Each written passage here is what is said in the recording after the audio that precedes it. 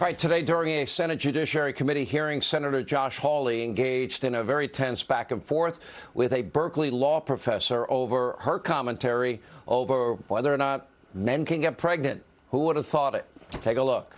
Professor Bridges, you said several times, you've used a phrase, I want to make sure I understand what you mean by it. You've referred to people with a capacity for pregnancy. Would that be women?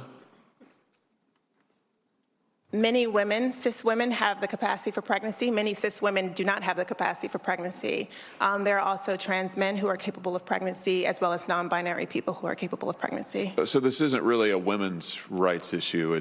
We can recognize that this impacts women while also recognizing that it impacts other groups. Those things are not mutually exclusive, Senator Hawley. Oh, so your view is that the core of this right then is about what? So I want to recognize that your line of questioning is transphobic, and it opens up trans people to violence by not recognizing that. Wow, you're saying that I'm opening up people to violence by asking whether or not women are the folks who can have pregnancies? So I want to note that 1 out of 5 transgender persons have attempted suicide. So I think it's important. Because of my line of questioning? So we can't talk about it? Because denying that trans people exist and pretending not to know that they exist. I'm denying that trans people exist by asking you if you're talking about women having pregnancies? Do you believe that men can get pregnant? No, I don't think women can get pregnant. So you're denying that trans people exist? And that leads to violence? Is this how you run your classroom? Are students allowed to question you? Absolutely. Or are they also treated like this, where they're told that they're opening up people to violence? We have a good time in my class. You should join. Oh, I bet. You might learn a lot. Wow, I would learn a lot. I've learned a lot just in this exchange. Absolutely. Extraordinary. Yeah. All right, here's Senator Hawley with reaction to that fiery exchange. Senator, I guess you're transphobic and you're, according to this professor, opening up trans people to violence by not recognizing them. At no time during that exchange did I see you didn't acknowledge that there are people that are transgender. Here is the modern Democrat Party today, Sean. It is that you have to say that men can get pregnant, and if you don't say it, then you are a bigot and you are responsible for violence. I mean, that is the party line. Let's not forget who invited this witness. She was there as a Democrat witness. You didn't see a single Democrat disagree with that. In fact, they're all over social media applauding her and saying, oh, that's exactly right. It's not exactly right. It's exactly crazy, which is why voters are running screaming away from the Democrat Party. This is craziness.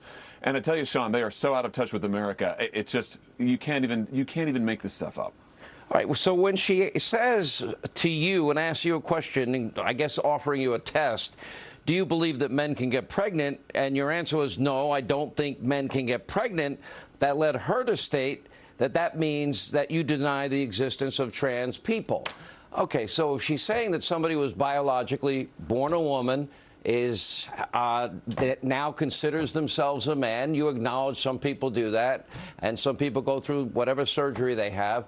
But there's no biologically born male that I know of, and I like to follow the science that I'm aware of that would be capable of, as a biological man, of bearing a child. Is that not a fact?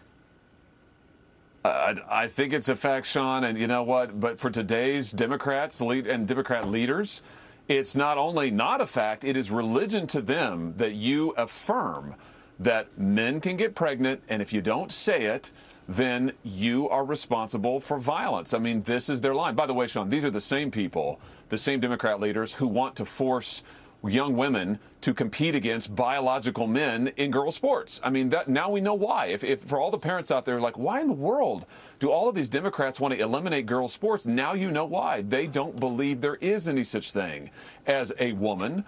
Not really, and they think that if a biological man wants to claim to be a woman, hey, that's fine, and we all have to accept it, or else we're bigoted and violent. It's just crazy. All right, so this gets into two big issues. Number one, age appropriateness in terms of what we teach our kids. This is an issue now that has come up pretty much all across the country, and that is, okay, we have to teach first graders, second graders, third graders about gender identity. I don't think that's particularly age appropriate. And the idea that you can be born biologically a man and then identify as a woman and be transgendered and then compete in female sports, As Caitlyn Jenner has said on this program, I don't really care what your testosterone levels are now. What were they when you hit puberty? That would be the time that would matter the most. Yeah, that's exactly right. And I just don't think that you're going to find many parents in this country. I mean, I say this as a parent of 3 kids, 3 little kids. I don't know many parents who say, yeah, I want my young girl, I want her to have to play against biological males. I want them to be in her locker room. I want them to be in her safe spaces. I thought the left was all about safe spaces, but not for women, not anymore, not for young women. It's a crazy agenda, Sean. Like, nobody supports this agenda. I mean, what, 2% of the population maybe? It's craziness. And to hear Democrats say this stuff,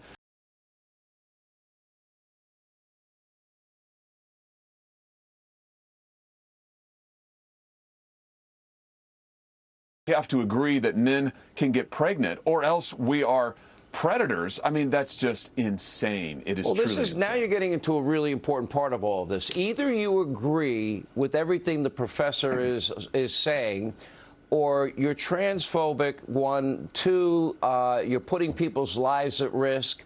That would cause threats to their lives. Or 3, that would cause them to have a risk of suicide. That is patently unfair if you are asking an honest question about how do you define a man, how do you define a woman, and is it your contention that biologically born men can have children? That would be a fair question. And if you don't give the right answer, then you get labeled a transphobic. You get the transphobic tattoo, you know, literally etched into your forehead. Well, and what they use that as an excuse for, Sean, the left that is to censor speech. And you could see that's where this witness was going today, is that, oh, my goodness, your questions can lead to violence. Therefore, you shouldn't be asking them. I mean, that was the import of what she said to me, is that, oh, you shouldn't be asking these questions. And we see the left saying that everywhere. If you question biological men and women's sports, you're a bigot and you need to be shut down. We see it at school board meetings. Parents raise these questions. They're called domestic terrorists. This is the left's tactic. You agree with them or else they will shut you down, censor your speech, and tell you you have no rights. Right, and again, this is why voters are saying it's crazy. All right. Instead of indoctrinating kids, a captive audience in a classroom, why don't we let these other creatures that are called parents, moms and dads, why don't they instill the values in their kids? And then we focus on something we've forgotten about a long time ago, even though we spend more per capita on kids for education than any other country in the industrialized world with the worst results. Why don't we teach them reading, writing, math, science, and computers, and let's say let the parents instill the values, or if some parents are uncomfortable about these topics, you can offer opt-in after-school programs, offer parents a curriculum, and if they want to buy into it, they can buy into it all they want, but don't take away the educational opportunities and the time that needs to be focused on the main subjects. How's that? That's a fair compromise, no? Yeah.